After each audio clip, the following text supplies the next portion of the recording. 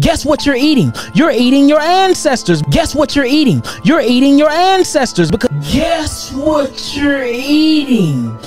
You're eating your ancestors.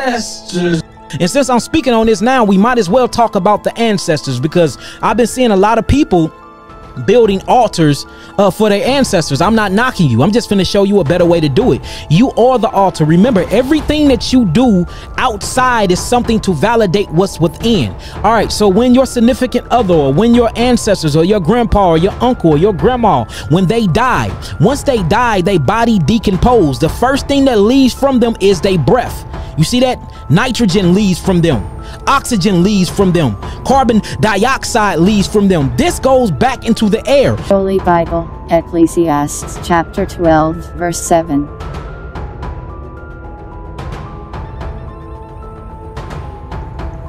And the dust goes back to the earth as it was, and the spirit goes back to God who gave it. Guess who breathing in that breath? Those who are around. Guess who's breathing in that breath? We are the younger generation. So we're already breathing in the spirit.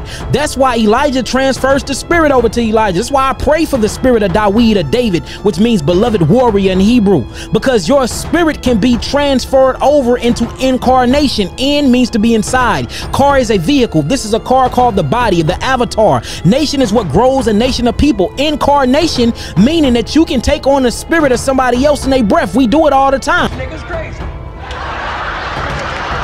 That's why my son reminds me of my grandma. He never met her for real, my youngest son, but he remind me, so he have the spirit of my grandma, because he incarnated that spirit, because that spirit was left back by her when she left. That we really live on earth more than once. That incarnation and reincarnation are actual realities.